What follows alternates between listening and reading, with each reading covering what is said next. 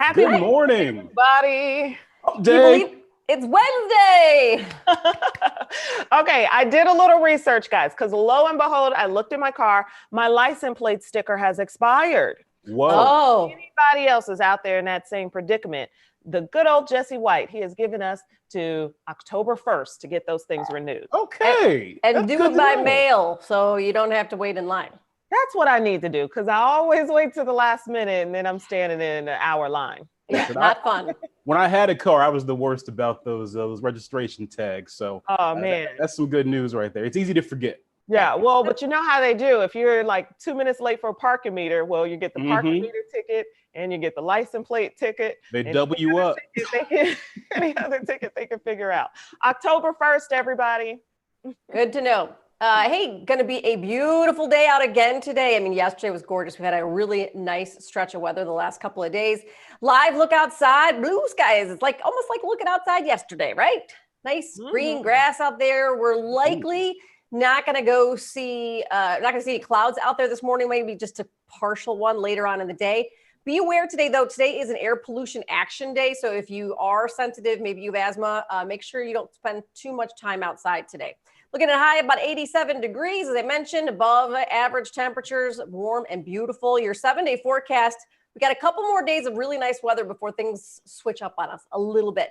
On Thursday, we're going to be sunny and 90 degrees, maybe some scattered clouds in the afternoon. Friday, hot and muggy. We'll see the clouds moving in later on in the afternoon. And then Saturday, the first official day of summer, 89 degrees. Then we're going to have scattered showers and thunderstorms starting later in the morning, probably 11 o'clock and a little bit later after that. And again, it is the solstice at 4:44. So the longest day of the year is, of course, going to be a rainy one. Sunday is Father's Day. Again, we're going to see some scattered showers and thunderstorms out there, likely in the morning hours. It looks like mostly in the afternoon, we're just going to have cloudy and humid conditions out there, but that should decrease as the day goes on. On Monday, 86 is your high, scattered showers and thunderstorms on and off again. And then Tuesday, mostly sunny skies, 84 degrees. It's going to be a humid day, but a nice day out there on Tuesday once that storm system pushes out of the area. Oh, wonderful. Okay, Sunday is Father's Day, the day that you leave all the kids at home with dad so he can have his quality time. I've been trying that game for years, and he does not want to do that. No grilling out, though, depending on how it goes. Yeah. You have to grill inside. George Foreman. Wait, if he's not going to cook, who's going to cook around here? How is everyone going to eat? All right. Let's keep it moving, guys, to our top stories of the day. City Council is expected to take up police reform, removing CPD officers from CPS today. Sixth Ward Alderman Roderick Sawyer introducing an ordinance to end the police department's contract with CPS. And he wants funds reinvested in mental and behavioral health services. Northside Alderman Anthony Napolitano plans to introduce a resolution. He wants aldermen who support defunding CPD to agree to move at least half of the officers in their wards to other aldermen who want more cops in theirs. This is certainly a heated debate. We have a lot of people on different sides, but I'm happy to see our city leaders moving forward to try to find some sort of resolution very quickly. Yeah, I don't know how quickly this will actually happen just because there is so much debate right now. And let's face it, politics don't tend to move that quickly. But it's at least the discussion has come back to the table, right? It's finally in the forefront and something real incredible. And they've done steps over the years, but I think it's time to change the approach. Yeah, the CPD officers in schools is especially an issue that a lot of activists have been pushing about, getting them out of there because they feel like officers in the schools actually escalate situations and create bad situations, and they don't see the need for that. So that's going to be one that's going to be interesting to watch. I think that's a tangible demand that many protesters have been pushing for. And I think that a lot of legislators might be able to agree at least on that. Yeah, I am not a fan of a blanket resolution for all the schools in Chicagoland area. I feel like each school should be able to choose what they want to do and what's best for their students because they would obviously have different needs. But if you're talking about putting that money someplace else, as in another school nurse or another social worker, I'm definitely going to be all for that. Yeah, case by case basis. All right. New story here. So, in case you forgot, there is still a pandemic going on. It seemed like some states forgot about that. Florida, Arizona, and Texas, they're reporting record numbers of daily COVID-19 cases this week. They are the same states that opened up earlier than others. The coronavirus cases surged after they loosened their restrictions and opened up for social gatherings, opened up bars and restaurants and clubs, salons, spas. Monday actually marked the highest number of new and confirmed cases for Florida in a single day since we've been through this pandemic, with 2,800 new cases. 28 states are seeing upward trends. 8 states are seeing pretty steady numbers of newly reported cases, and then 21 other states are seeing a downward trend, with Illinois having the largest decrease of any other state. Notice Illinois and Chicago especially has been shut down the longest. So yeah, it's interesting. There's a whole debate between opening up the economy, right, but also staying safe. A lot of governors kind of pushed kind of early, and we're seeing a kind of a second wave coming about. Yeah, I'm very happy with the way that Mayor Lightfoot and the governor have handled it in the state of Illinois. I know they've been doing it slow, and that's frustrated a lot of people. And look, I'm excited to get back out too, but I don't want to be back here again in another month because it goes, right. you know? Yeah. But see, I don't even believe some of those states like Florida, I don't think they're going to shut it back down. I think because of this is obviously a state that runs heavily on tourism.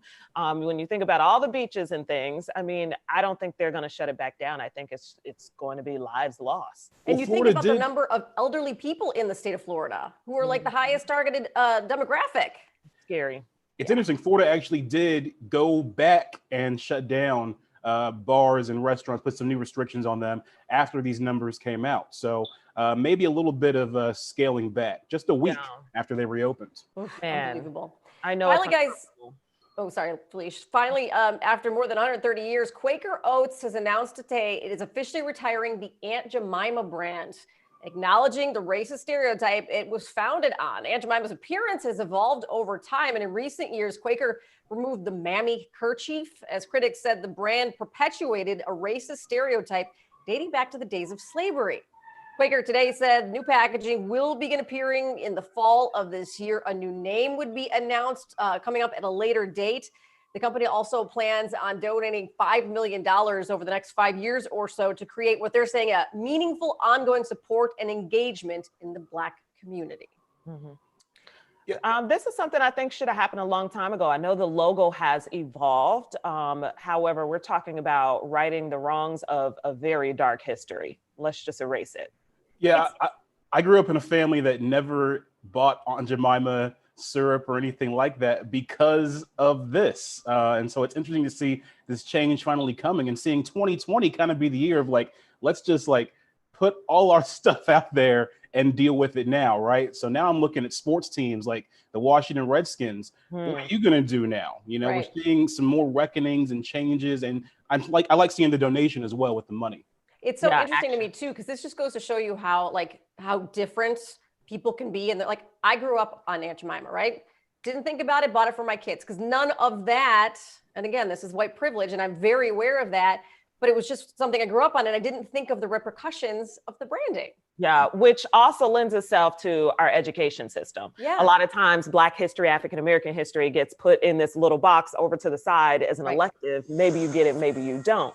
Right. And so if we are making that a part of US history, which it is, well, I don't think we would be having some of these conversations that we're still having today, where we find ourselves having to go back and teach, you know, the history and what has happened over all these years. Yeah, absolutely.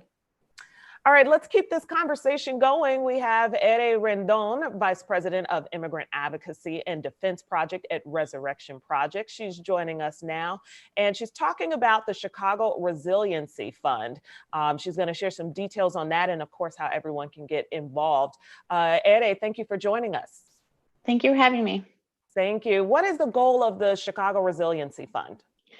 Well, our goal is to try to reach as many families as we can who were left out of the stimulus and who are residents of Chicago because, you know, they probably have suffered some job loss, income loss, and we want to make sure that they have some funds to be able to, you know, help pay the rent, put food on the table, things like that.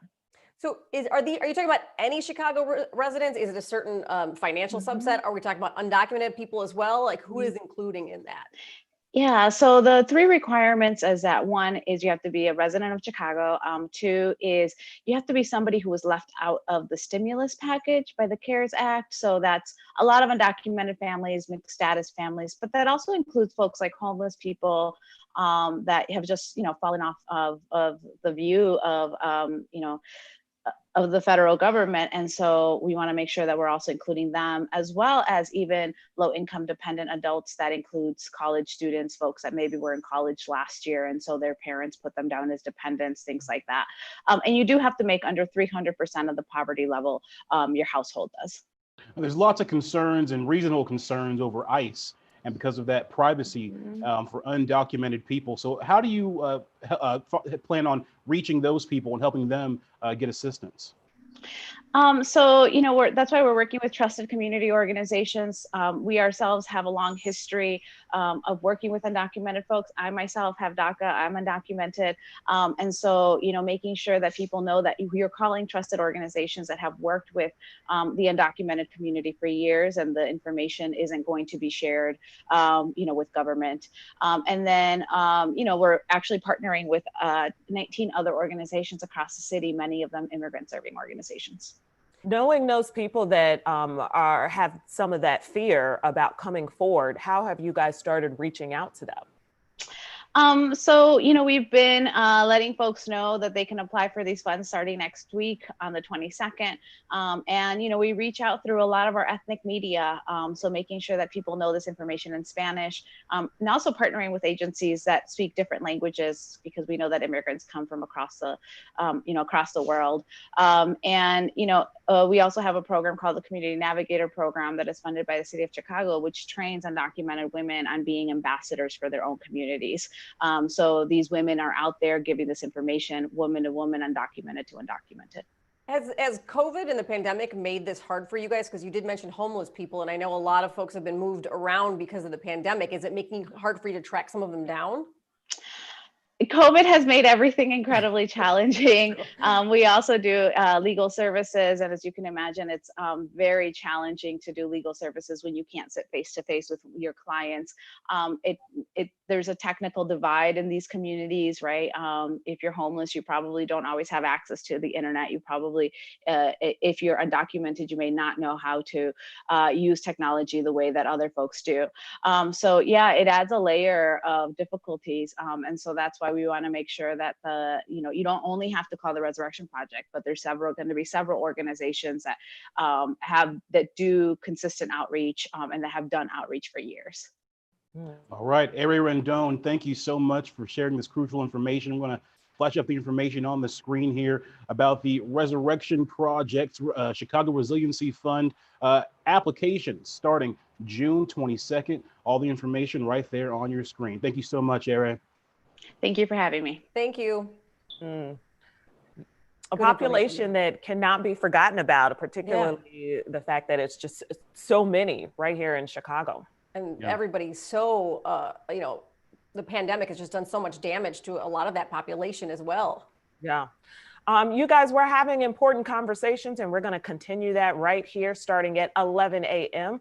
We're having Valerie Jarrett on the show, so you have to tune in, you guys. You know her. She is senior advisor to President Obama, and she was from 2009 to 2017, one of the longest serving senior advisors. And she's going to talk, of course, all things politics and everything that's going on right now with the pandemic, as well as some of these protests that we're having as well. People standing up and making sure that their voices heard. Hey, we're also going to talk to Craig Feldman. He's the founder of Spoons with a Z. Spoons. It's like another food type of delivery service, but a little bit different. So you want to tune in. And we're also going to talk to Nataki Muhammad and Sean Michelle of the legendary family-owned Sean Michelle's on 47th and Wabash in Bronzeville. So join us to chat about the importance of Black-owned business and giving back to the community in which they serve. We'll see you at 11.